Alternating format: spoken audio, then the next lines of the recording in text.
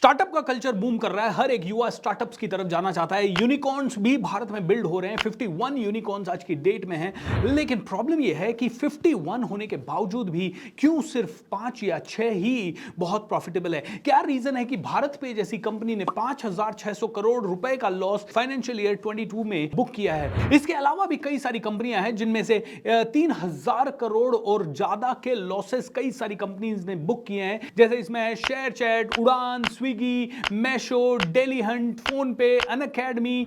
ये सभी कंपनियां इतने बड़े लॉसेस 1,000 करोड़, 2,000 करोड़, 3,000 करोड़ के कैसे कर पा रही है और इतने लॉसेस के बावजूद भी ये सस्टेन क्यों कर रही है? कैसे इतने सारे स्टार्टअप्स इतने सारे लॉसेस में हैं? तो दोस्तों लॉसेस ही लॉसेस हो रहे हैं एवरीवेयर। तो क्या हमें स्टार्टअप कंपनीज की तरफ जाना चाहिए? क्या रीजन है कि बायजूस जैसी कंपनीज भी कहीं ना कहीं स्ट्रगल कर रही है, जो कि इतनी बड़ी कंपनी हो चुकी है, आईपीएल जैसी चीजों को स्पॉन्सर करती है, शाहरुख खान जैसे लोगों को अपना ब्रांड एम्बेसडर बनाती है?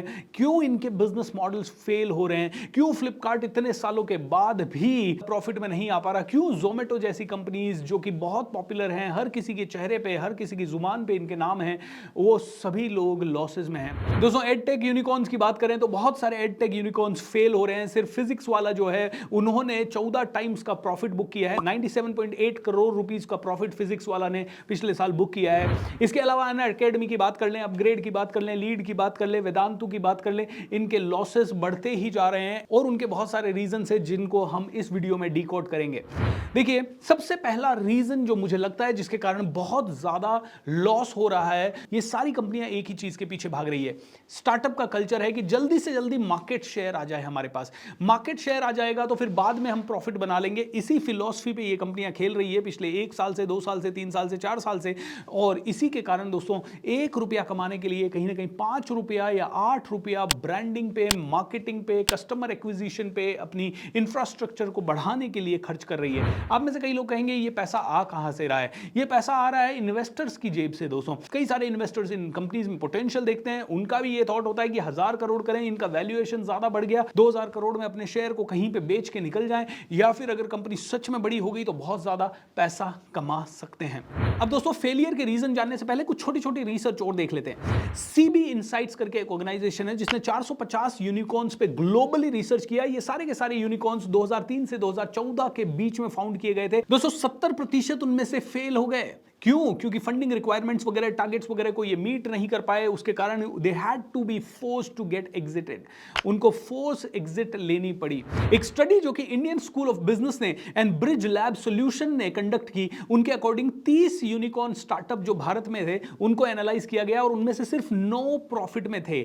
The study also found that while these unicorns had a high valuation, इनका मतलब बहुत बड़ा वैल्यूएशन था, उनका रेवेन्यू एंड प्रॉफिट श्रिंक होता जा रहा था। दोस्तों 2019 की बात करें तो फ्लिपकार्ट जैसे पावरफुल स्टार्टअप का भी 40% से वैल्यूएशन डाउन हो गया था। क्यों? क्योंकि इनके एक इन्वेस्टर ने बहुत बड़ा पैसा वहां से खींच लिया था बाहर। दोस्तों इस तरह के बहुत सारे एग्जाम्पल्स हमें मिल जाएंगे जिसके कारण कई सारे ऑर्गेनाइजेशंस आगे नहीं बढ़ पा रहे। जैसे 2020 की अगर बात करें तो ओयो ने बहुत सारे अपने हजारों कर्मचारियों को बाहर निकाल दिया था कोविड-19 में। इसका मतलब है कि ओयो का भी फाइनेंशियल स्ट्रक्चर बहुत सॉलिड नहीं था। अब दोस्तों मैंने जो रिसर्च किया उसके हिसाब से पहला टॉप रीजन जिसके कारण इनमें से कई सारे स्टार्टअप्स फेल हुए वो है लैक ऑफ मार्केट नीड्स। कई स्टार्टअप्स ने स्टार्टअप तो बना दिया लेकिन बाद में वो इररिलेवेंट हो गए या उनके कॉम्पिटिटर्स उनसे बेटर कुछ लेके आ गए तो मार्केट नीड नहीं रह पाई। कहते हैं 42% of the startups fail because there is no market need for their product और सर्विस। मतलब 42%। ये सीबी इनसाइट्स जो कि 450 स्टार्टअप्स पे ग्लोबली रिसर्च किया, उसमें इंडिया के स्टार्टअप्स पे नहीं किया था उन्होंने, लेकिन 42% स्टार्टअप्स ग्लोबली फेल एक ही रीजन से हो जाते हैं, उनके प्रोडक्ट एक लेवल के बाद या तो इररिलेवेंट हो गए या उनकी नीड नहीं थी। दूसरा बड़ा reason running out of cash, मतलब पैसा खत्म हो गया। पैसा खत्म हो गया तो बहुत सारे मैनेजमेंट, बहुत सारे डिसीजंस जो लेने थे वो नहीं हो पाए। सीबी इनसाइट्स के अकॉर्डिंग 29% स्टार्टअप्स सिर्फ इस कारण से फेल हो गए क्योंकि उनके पास पैसा नहीं था। पुअर मैनेजमेंट के कारण 23% स्टार्टअप्स फेल हुए दोस्तों। जी हां, 23% स्टार्टअप सिर्फ पुअर मैनेजमेंट के हिसाब से। टॉप लीडरशिप अच्छी नहीं है, टॉप लीडरशिप पैसे को मैनेज नहीं कर पा रही है, टीम को लीड नहीं कर पा रही है, अग्रेसिव मार्केटिंग पुश नहीं दे पा रही है। ये बहुत बड़ा रीजन है।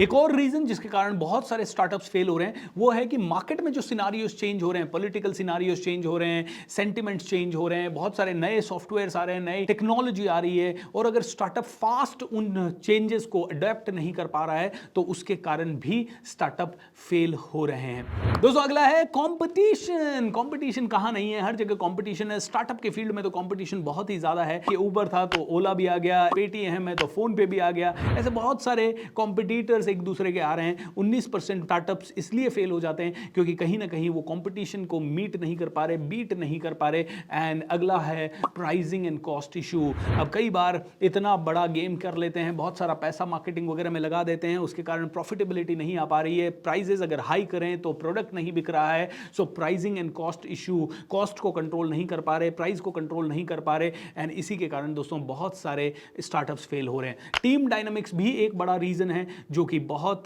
सारे स्टार्टअप्स के फेल होने का कारण है। जैसे कि मैंने बताया कि टॉप लीडरशिप में भी प्रॉब्लम है तो कहीं कहीं टीम डायनामिक्स में भी प्रॉब्लम है। क्रॉस कल्चर टीम्स बन नहीं पा रही है, एक दूसरे के साथ टाइम पे इंटरेक्ट नहीं कर पा रही है, उनका मैनेजमेंट सिस्टम ठीक से नहीं है, बिजनेस प्लान ठीक से कई स्टार्टअप्स का नहीं है। तो दोस्तों ये मेजर रीजंस है जिसके कारण स्टार्टअप्स फेल हो रहे हैं। लेकिन देखिए स्टार्टअप्स में से कई सारे स्टार्टअप्स इसलिए भी फेल हो रहे हैं क्योंकि उन्होंने बस ये मान लिया है कि सिर्फ मार्केट शेयर ही सब कुछ है। मार्केट शेयर के चक्कर में बायजूस जैसी कंपनी ने करोड़ों रुपया सिर्फ मार्केटिंग पे खर्च कर दिया। अब मार्केटिंग बेस्ड बिजनेस मॉडल था बायजूस का कंप्लीटली। मैं कहूंगा मार्केटिंग करके आप अपनी सारी हैमरिंग तो कर रहे हो, लेकिन जैसे ही कोविड खत्म हुआ एंड लोगों ने कहा यार पहले ही हमारा बच्चा स्क्रीन टाइम बहुत ज़्यादा हो रहा है, अब हम वापस से स्क्रीन टाइम पे नहीं जाएंगे, एंड बायजूस का बिजनेस मॉडल क्रम्बल होने लगा एंड कंपनी इस समय प्रॉफिट में नहीं है। इनफैक्ट पिछले 2 साल की फाइनेंशियल रिपोर्ट्स भी उन्होंने अभी तक सबमिट नहीं की है, और सबमिट नहीं करने का एक रीज़न क्योंकि बायजूस का जो ऑडिटर है डेलॉयट, उसने रिपोर्ट्स पे साइन करने से मना कर दिया है। इस तरह के काफ़ी सारे इश्यूज इन बड़ी बड़ी कंपनीज में चल रहे हैं। दोस्तों इस केस स्टडी को बनाने का रीज़न ये नहीं है कि आपको मैं बताऊं कि स्टार्टअप्स करना ही नहीं है, स्टार्टअप हमेशा फेल ही होता है, स्टार्टअप हमेशा बुरा ही होता है। नहीं दोस्तों, स्टार्टअप बहुत अच्छी चीज़ है, आप भी करें, लेकिन सोच समझ के करें, 10-20 साल का विजन लेके करें, 50 साल का विजन लेके करें। मार्केट में चेंज होने वाले सिनारियोज को ध्यान में रखते हुए आप स्टार्टअप के कल्चर को बिल्ड करें।